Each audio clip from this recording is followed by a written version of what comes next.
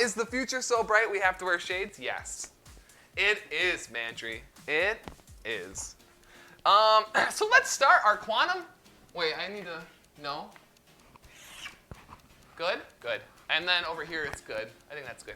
So let's start our quantum computational discussion series. So quantum computing discussion series part 1. And yes, we're going to do it at the blackboard. Why? Because it's more formal. It's nice. It's nice that that we can do something like this at a blackboard. I feel more comfortable with it, and I feel like it'll be more formal and I'll accomplish more. So if you'd like the notes, yes, hop in the Discord. If you would like to get caught up on some of the other discussion series, hop on my YouTube channel. If you can't make today and you're curious about this, like you can't stay for the whole thing, again, the YouTube channel will have this at some point. And then, yeah, so let's start. So quantum computing discussion series part 1. What is a quantum state? I do have a YouTube channel or a YouTube video that we did recently about quantum states where I go into it in a little more detail. But we'll just kind of talk about it a little bit. A quantum state is a description. So I won't be writing everything on the notes on the blackboard. Instead, I'll be reading a lot of them and then just sort of writing a bunch of stuff down. So again, if you want the notes, Discord is where they're at.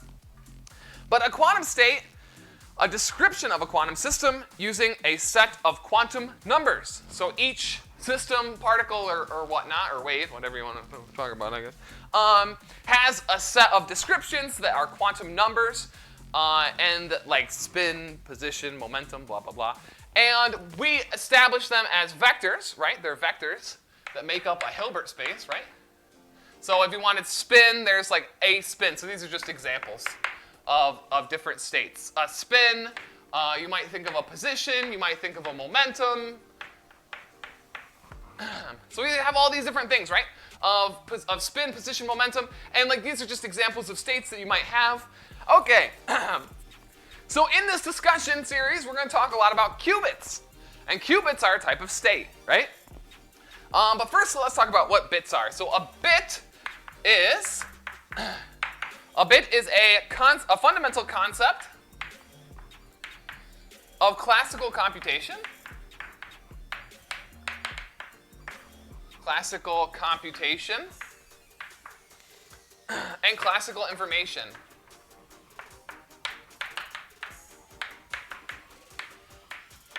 And it's usually expressed as zeros or ones, right? So we say zeros or ones are usually how we would describe a bit. And the description of the bit is used to transfer or evaluate information. So we use it to transfer or evaluate information, right? So I know we talked about last Sunday, we did the piezoelectric crystal and the quartz watch, and which book is being referenced? Nielsen and Chang. This is the book that we're using for this class, for this discussion series. And it's more like I say discussion series, but this is more like a reading group. You know, like where like I just give you notes, you can go over the notes or whatnot. You can keep up. If you have the text, you can just keep up with me. To the channel. I follow it pretty good. Ludes 2000, welcome to the channel. See the spin state, yep. Spin up state, colloquially, very good. And so the bits of information 0, 1, we talked about the piezoelectric crystal, how it's used in a quartz watch, and how like you could set the frequency to 2 to the 15th, and which is like 37,000 or 32,768, something along those lines. And that's basically to say that every time one wavelength is like one flip, or I should say half a wavelength is a flip, and you just do flip-flops, like flip-flop, flip-flop, flip-flop. You do that 32,768 times every single second, right? So that's a type of bit of information that's being, evaluated or transferred throughout the system so that, you can get to, after a second, you get some, you get your second hand to tick 1 second over, right? So a timekeeping device would use something like this, right? A series of flip-flop gates. So that's one way in the classical bit, but we have an analogy, right? Analogously, a qubit is a concept of quantum information.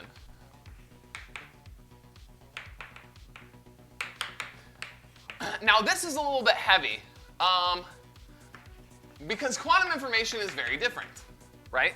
And we're going to find that out the more that we go about this. But before we get into what quantum information is and all of the subtleties behind that, let's talk about how we're going to describe it. So we're going to use states. We're going to have a 0 state and a 1 state. So those are the two states, just similar to 0 and 1s for the other things. Is the same thing.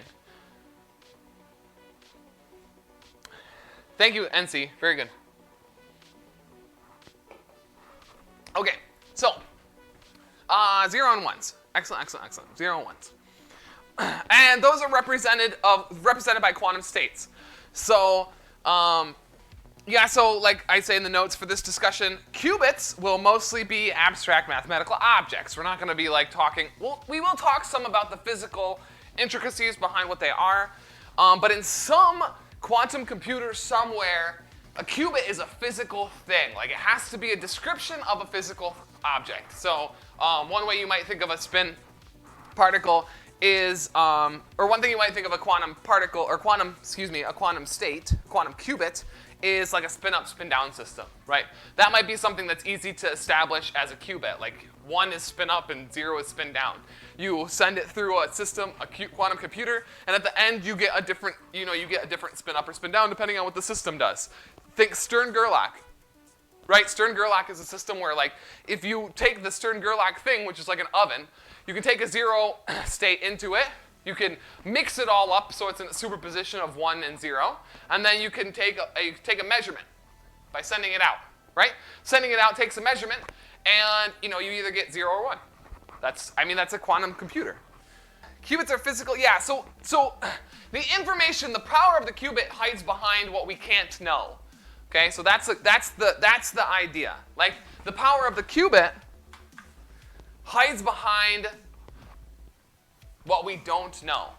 Not what we don't know, what we can't know. Okay? So the power of the bit is just like you need all of the information to be stored on the computer, and then you're just evaluating it as you go, right? But the power of the qubit is you don't have all the information stored on the computer. You rely on quantum processes that you can't know to transfer information from one start to the next start. Just because it's something like if you have 10 qubits, you have 2 to the 10th qubits. Yes. No, you don't have 2 to the 10 qubits, you have 2 to the 10 amplitudes. So the information is, you can like, and that's we'll get there. Yeah. No, you cannot easily map qubits to bits. So Admiral, can you map measured qubits to bits? Can you match the qubits after the measurement to bits? But not the processes in the middle. I think like the processes in the middle are the things that you can't do. 2 to the 10 quantum states, that's the correct way to say it, yes. Quantum states. Okay, I use amplitudes because that's what Nielsen and Chang said, and then it's stuck in my brain. But yeah, 2 to the 10 quantum states. But inside that is, like I said, is a bunch of information that you literally can't know by, like one of the onsets of quantum mechanics is you can't know what's going on in that system. So, but one benefit we can have, and this is where we're going to start getting into some of this stuff. Sure, after you measure, you can have regular bits. Right, but then again, like, it's like that's not the benefit of the quantum computer. It's not after, well, I guess the whole thing is the benefit, but yeah, we'll get there when we get there. So, so this is where this exists, right? You can have a state as a superposition of bits defined by alpha, which is some complex number, plus beta, which is some other complex number, and those exist as individual parameters inside the system, and these parameters are what we're going to be kind of like. Those are kind of be like the focus of what the quantum computer strength is the parameters. So 0 and 1 are called basis states, so we should maybe say something about that. Those are basis states, computational basis states, and that just means that we chose a basis. And the basis is going to be 0 or 1. So when we get an actual measurement, the 0 or 1 are going to be either of one of those is going to be what we measure in the end. Okay. a 0 or a 1, but not both. But inside the quantum computer, both can exist. Now, this is very similar to quantum mechanics. Psi is unobservable. We can't measure what psi is unless we were to carry out, and this is what I was saying in the beginning of today's stream, is unless you carry out an infinite amount of experiments, you can't know what psi is, but you can know how to use it, and you can make, like, you know, reasonably approximations, like with the coin flipping. Like, you can set up psi to be a certain way so you know what it is. Do you know what I'm saying? But then again, you can't measure it in the system. So consider a coin like we did before. We could establish heads to be the 1 state. We could establish tails to be the 0 state. And we could set up a wave function that kind of, a state that kind of describes the superposition of it. And this would be like when it's flipping in the air, 0 plus 1 over root 2 times the 1 state. And this is what I was explaining about. Sure, this describes the coin when it's flipping in the air. But this doesn't say anything about the physical state of the coin. It's not both spin up or it's not both in the 0 state and the 1 state. It's in some sort of, some sort of quantum process between the two, right?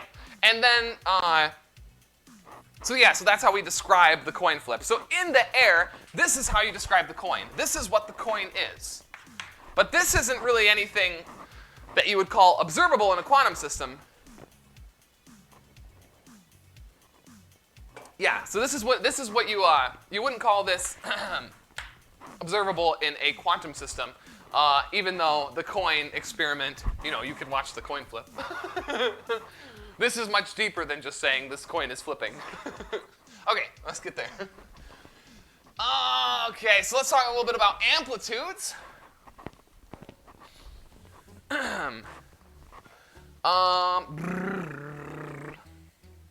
A and B are complex numbers, or alpha and beta. Wow. Alpha and beta are complex numbers. This is the goal of quantum computing, right? The purpose is to represent probabilities of measuring certain states, right? So for the coin flip, welcome to the channel. So for the coin flip, a little bit weird. Square root or 1 over the square root of 2 minus squared. You're basically taking that amplitude in order to find a probability. Who we got? Alice Stardic. Thank you for the follow. Welcome to the channel. So, the probability of, say, getting a 0 state is going to be taking this amplitude right here and taking the complex conjugate squared, right? So if it's complex number, if it's like an I, you multiply I times minus I to get 1 type of deal. I'm not going to develop the formalism. There's going to be, as far as that goes, but more or less just say the words, and if you'd like to ask questions about it, feel free to. But yeah, so this A, so what it would really look like is if you wanted the full system, maybe I should write this down. You would take the complex conjugate of A squared, and then you would get the probability. So for this, you just get 1/2 or 50%. So for the coin flip problem, this exists. In this information here, it tells us that 50% of the time we should measure a 0 state, and then 50% of the time we should measure a 1 state, right? So this is the. Oh, is the mic rubbing a lot? I'm sorry. Okay, that should be better. All right, sorry about that. So. There's a normalization thing we have to worry about, right? Where the normalization should be the following. We want to make sure that the total probability should equal 1, such that, instead of 1/2, such that the probability of, the 0 state plus the probability of the 1 state is equal to 1, right? So that's the goal. We always have to normalize things like that, because it doesn't make sense if position of momentum basis. I see. Okay. I was gonna say. Anyways, good. Admiral HP described it beautifully, better than I could. So this is to say that our probabilities will add up to 100%, so that it's physical, right? We want to make sure that when you flip a coin, what does it mean to get 100% of the time heads, 100% of the time tails? So the total percentage is 200%.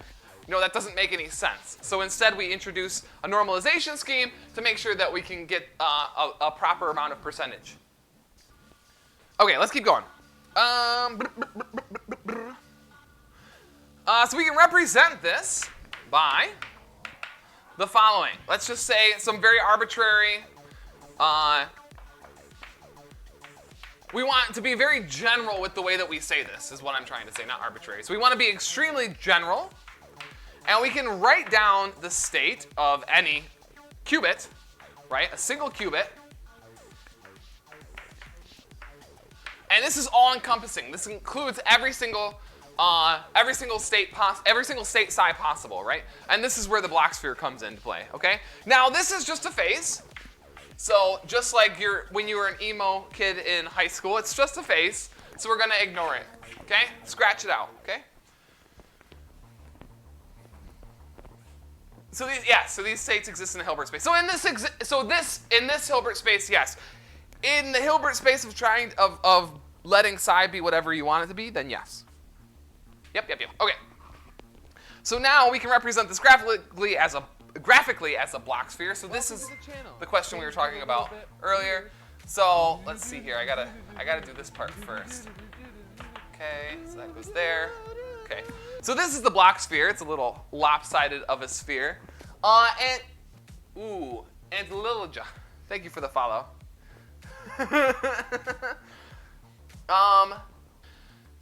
So this is a really good intuition, right? We can have so we can take this 3 dimensions. So picture a 3-dimensional axis inside of a sphere, okay? So we'll start at the z-axis and we'll say, let's rotate it some angle theta, some angle theta like this.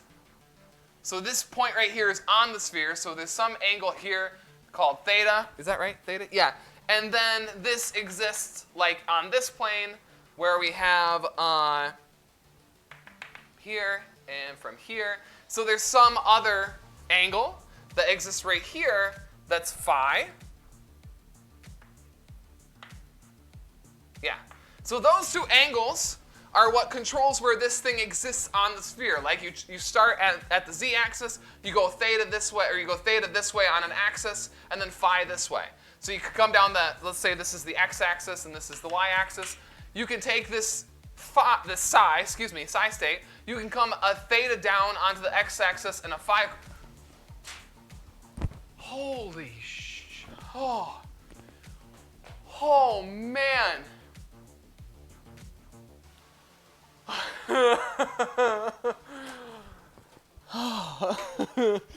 About had a heart attack. Wow. Whew.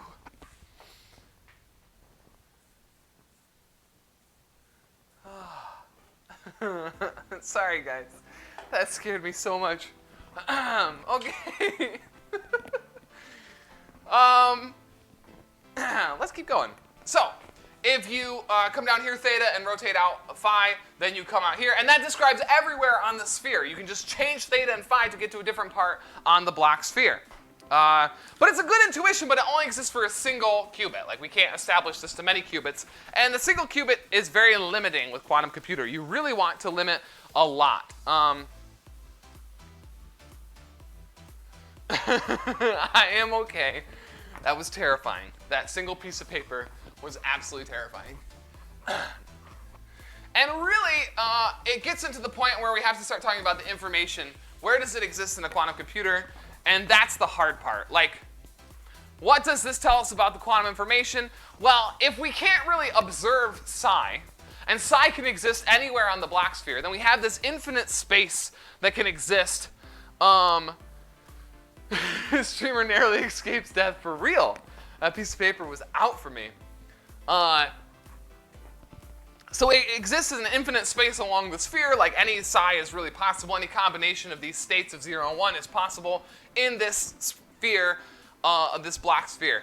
But that doesn't really tell us a lot of information about it, right? This is where we got the information, right? Because it exists, but it's not observable, right? That information is something that we can't tap into.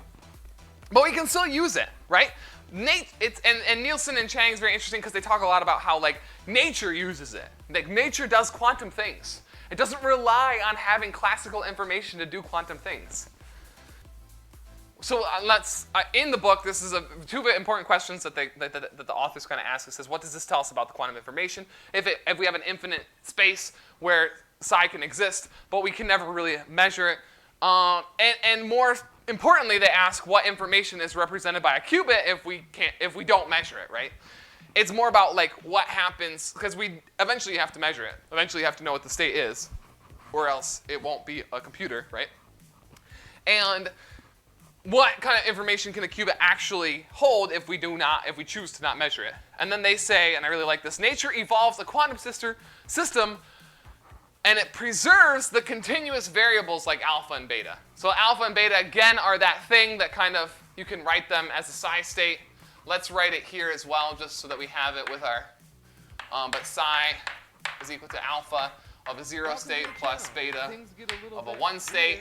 And this eventually can turn into this, so we can be more inclusive of it. Or see at least what it's, Ali Hashmi, welcome to the channel. Thank you for the follow. So we can see exactly how it exists on the Bloch sphere, like this.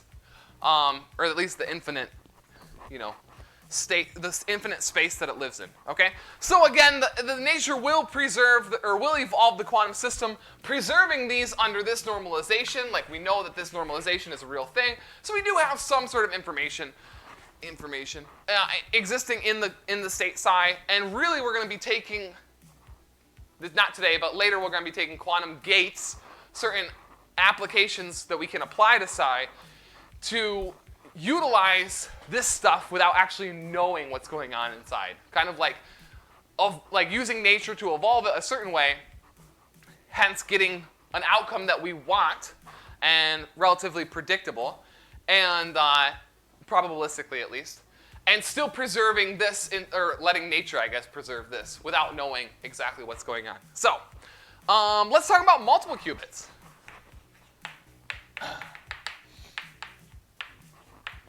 And this is agreed upon by everybody who does quantum computing. You don't know what's happening inside of a time step. Inside of a time step, you cannot know the information that's going on. I have read papers where they say it's literally a black box of information. You cannot open it. By opening it, you change the system. Okay, so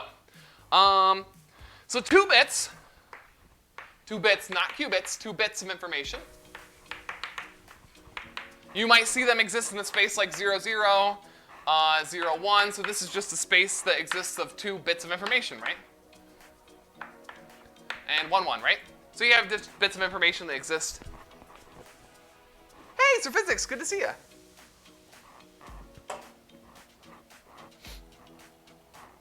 Okay. Shave and a haircut. Okay, let's see. And then, so analogously, we have 2 qubits form a different space, namely the vector space of 0, 0, 0, 1, 1, 1, or 1, 0. And this is a vector base, a computational basis state. Again, this is what you would expect to find if you took a measurement. But inside the quantum computer, you can have any type of psi that contains all of these. So let's write that out so you guys can see it in all its glory. So a psi state can exist as any of these with any amplitude, any probabilistic amplitude, 0, 0, alpha 0, 0, alpha 0, 1, alpha 1, 0, and alpha 1, 1. Okay, so you can have a psi state that exists as a superposition of all 4 of those, and any combination. These don't have to be non-zero values. They can be 0 values. In fact, we're going to talk about one of those that's very interested. That's very interested. Very interesting. Are you going to talk about it right now? Oh, not yet. Let's talk about the normalization first. Normalization is just a statement that's saying that if you sum up all of the probabilities, they have to equal 1, right? Or the probabilities. So any strings of 0 and 1, this is summing over all of the strings of 0 and 1 of alpha x, complex conjugate squared, is equal to 1, right? There you go. That's a state saying that it's physical. Again, you don't want 200% in your different end states. All right, so what if you measure, if we're going to take this. What if you take this first qubit and you measure it? So say you have 2 qubits, right? And I said they're physical qubits, right? They're physical things. That's not normalization. I thought it was unitarity. That's normalization. That's the normalization is done to preserve unitarity. Yes. You normalize something to preserve unitarity of a system. Okay? Okay. So let's say you have 2 qubits, right? And you only measure 1. There's nothing saying that you can't do that. You can only measure 1. Unitarity preserves normalization. That's what I said. Yeah. I don't know which one comes first, but I would trust Admiral Entropy on this one. Maybe that's like the physical thing. I don't know. Unitarity. Some people are okay with throwing away unitarity. I think you need it. It's a messy subject. But yeah, I don't know which came first, the unitarity or the normalization. Let's see here. Probably the unitarity. So, okay, so let's say we have a system where we measure the first qubit, right? So we measure the first qubit and we find out that it's 0. Okay, if you measure the first qubit and you find it at 0, then these are automatically out of the running now. Okay? So we have a new system where we can still let it progress through the quantum system. We can still let it get changed and do all sorts of stuff. We don't need to say, now we have to measure both qubits at once. We can measure 1 qubit and then apply a bunch of gates, quantum gates, to the state that remains, because the new state is going to exist like this, right? Some new psi state is going to exist as alpha 0, 0 times the 0, 0 state plus alpha 0, 1 times the 1, 0 state. These are the states that remain in the psi state. And then, of course, we need to normalize them. So we'll take some alpha 0, 0 squared plus alpha 0, 1 squared. And inside that, and then so it's normalized, okay? Yeah, so the notes are on Discord, and like I said, the VOD will go on YouTube sometime this weekend. So, preserves all inner products, actually, yeah. Because the inner product is basically how you're going to measure the probability of something, of finding a state. So like if you wanted to, okay, we did that in the quantum states video on YouTube. Probably not going to go into detail on it now. But you could, if you wanted to know the probability, you could apply 0, 0 to the psi state. And you could find the probability amplitude that you'd get with just that one. And then if you want the probability, the full definition would be to complex conjugate that squared. And in essence, that's what we're doing by just saying alpha squared. So I'm skipping a lot of steps. But yeah, that's the inner product of the 0, 0 state with psi. Okay. So it would normalize in such a way, this particular state would normalize. So again, this state is set up such that we have measured the first qubit and found it to be 0. So now we can talk about the rest of the state continuing to be applied to quantum state. And what do we get, or quantum computer system? And what do we get? We get something that looks like this as a normalization vector. This is just proving the normalization. Excuse me, alpha 0, 0 squared plus alpha 0, 1 squared in the denominator. And I'm just showing you that if you add these together, what's going to happen? Well, you end up getting something that looks like, alpha 0, 0 squared plus alpha 0, 1 squared, all divided by the same thing. Right? So this is just showing you why we chose this as a normalization constant. So that's the idea, is you set it up so it's normalized in a proper way to conserve unitarity and make sure that it's not. And then, yes. Prove that it's still unitary. So that's where that comes from. And a curious state that we're going to talk more about later on, not next time, but actually maybe next time, I'm not sure exactly, is the Bell state, or it's also called the EPR state. And this state exists as the following. This is key ingredient in quantum teleportation and coding, and these are things that are very interesting ideas in quantum computing that you can look up. And again, we'll talk about them a little bit more later. But it exists as this state. So basically, set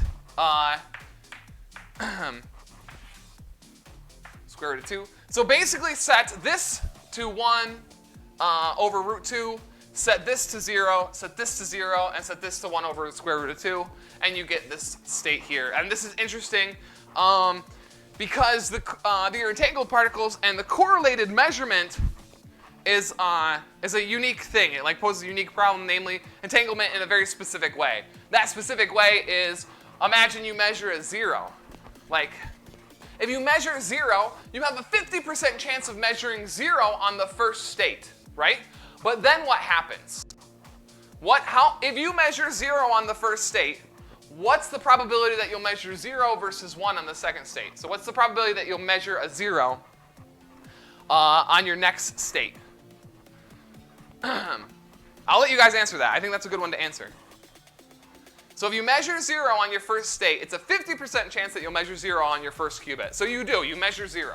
You just happen to be one of the 50% that measures 0. What's the percentage that you'll measure a 0 on the second one versus measuring a 1 on the second qubit? Admiral Entropy, you can answer this. Because I feel like you're just like, I know what it is. Depends on the gates. 50% in entanglement. 1. It's a 100% chance you'll measure 0. Why? Well, because what did we do with this one? We said, let's measure 0, right? So we measured 0. What happened? So we measured the first qubit. I should say this more correctly. We measured the first qubit and found 0. So that means these go away, and our new state exists as this, right? But what happens now with this system is if you measure 0, you basically say, okay, this system exists if I measure 1 first. But I didn't. I measured 0 first. So in a 50% chance you measure 0, the next measurement has to be 0. And this is a very interesting thing. This is called the Bell state or an EPR state. And it exists, and we'll talk about it more in the future. It's very confusing. I should say it might be very confusing right now. In a later discussion series, it will make a lot more sense, okay? But good guesses. It definitely feels odd. But again, this is a prepared state. So you prepare the state to be a certain thing, and then you can do cool things with that. Much stronger than PogChamp. Okay, so now let's do one more thing. So this is kind of like the crux of all of this, right? It's if you have n qubits. If you have n qubits, you can imagine writing a state. Wow. Pardon. If you have n qubits, you can imagine writing a state.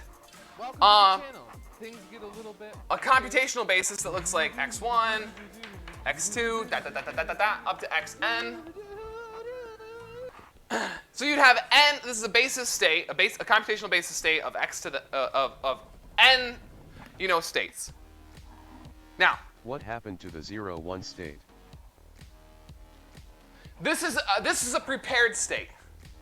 So we prepare the state by so say we start with this, okay, and we just send it through a bunch of gates so that A00 is equal to, or alpha 00, alpha 00 is equal to 1 over root 2. Alpha 01 is equal to 0. Alpha 10 is equal to 0, and alpha 11 is equal to 1 over root 2. So we just send it through a series of gates to do that. This is something you can do, and we'll talk about gates that we can do that. So at this point we have one particle up to this point. No, this is 2 particles. This is 2 qubits. 2 qubits exist as basically 2 states, 2 particles. So we're past the coin flip. Yeah, this is basically like flipping 2 coins simultaneously. Yeah.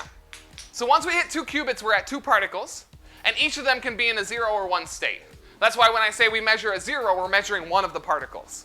But very specific to measure only one. 2 quantum coins. Very good, yeah. So then we just arrange the gate, we arrange the system in a certain way so we get these amplitudes, amplitudes of quantum amplitudes, yeah. Ah, I see. Yeah, so this is the idea. So that's the idea, is two coins flipping at the same time, such that, and this is what's weird about it, right? So it's the quantum coins. This is why it's, this is where the coin, this is where the coin demonstration is awful. Like, can you imagine taking 2 coins, okay? Let's get 2 coins. Simultaneously flipping them, right? So here we go. Okay. Oh, I dropped it. Hold on. I can do this. I can do this. Believe in yourself. Simultaneously flipping 2 coins. Ready? Okay, I'm not gonna look. Hold on. Not looking. Okay, ready? And then measuring one of them, it's heads. And then setting up the system in a way that this has to be heads. It's not. It's tails. So already that is like, it's weird. But can you imagine setting up a system where you can do that? You can flip 2 coins at once. You measure one, it's heads. You have to make this a points reward. the two coin qubit. That's pretty funny. I like that. Maybe we'll do that. We'll do that for sure. Okay. So this is kind of the point. If you have n qubits, right, then you can set up a basis like that, a computational basis state where each one of these, right, this is 0 or 1, each one of these can be a 0 or 1. So you start out with 0, 0, 0, 0, 0, 0, up to n zeros. You go through every single string of permutations, and the last one's going to be a 1, 1, 1, 1, 1 up to n ones, right? How many different quantum states can you set up? 2 to the n quantum states. The third number, where I have 0, 0, and 0, 0. It's alpha 0, 0. Is that the one?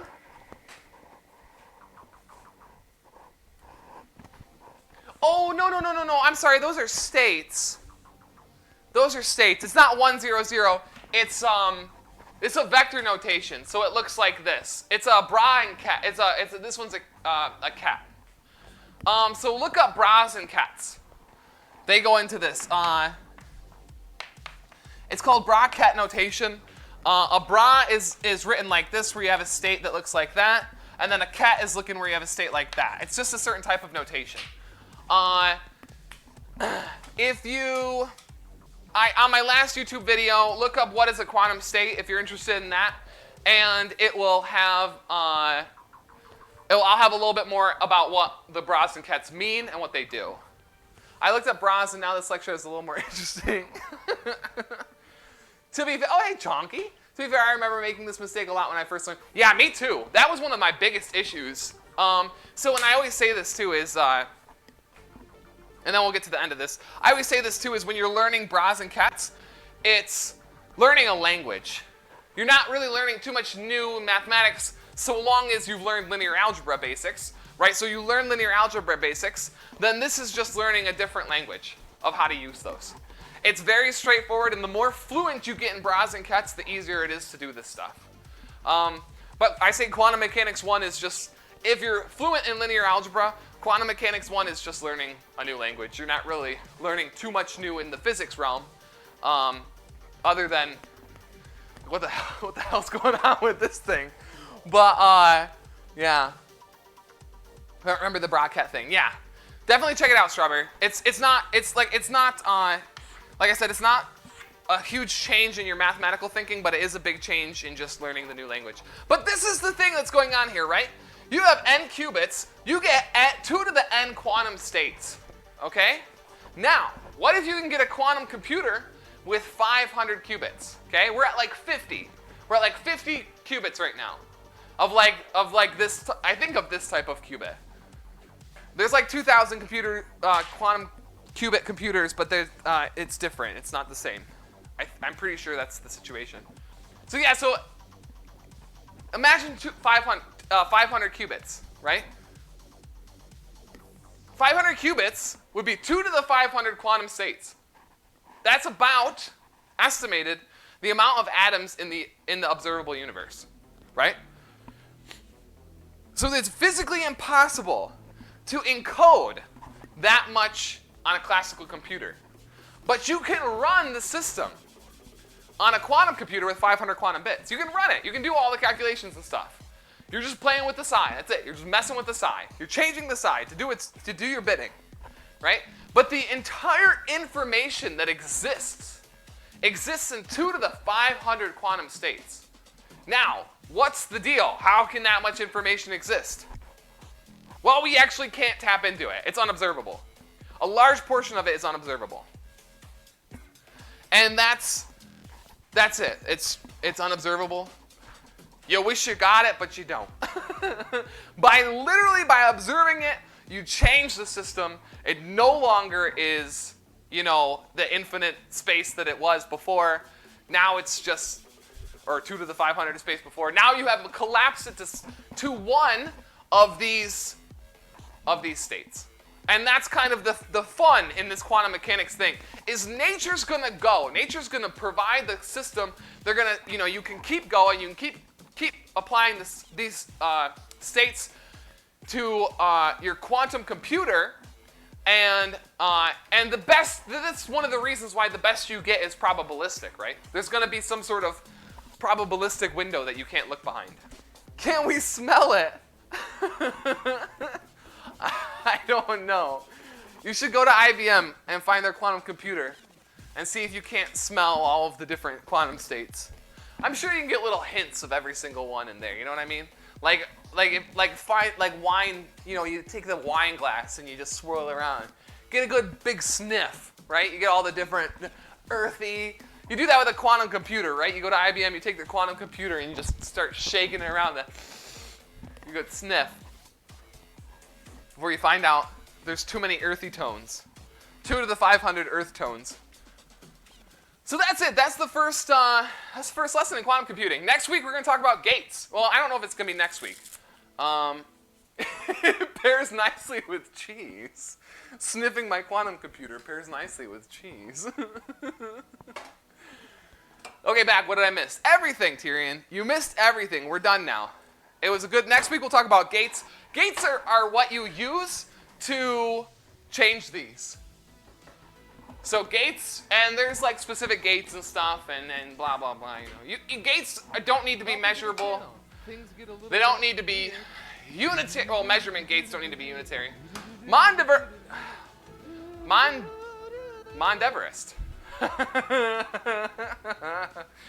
Come on, Mondeverest. Welcome to the channel. That name's awesome. I love it. Mount Everest. Like Mount Everest, except modified Newtonian dynamics. Get it, guys? Yeah, it's weird how quantum mechanics has all this power just out of reach, like fast sunlight, almost communication, but you can't use it. Yeah. It's like, it's so interesting how you can have that much information encoded. The trick is, you can't even get it. You can't observe it. You can't measure it. The fact of measuring it actually collapses that amount of information to a very small amount. It's crazy.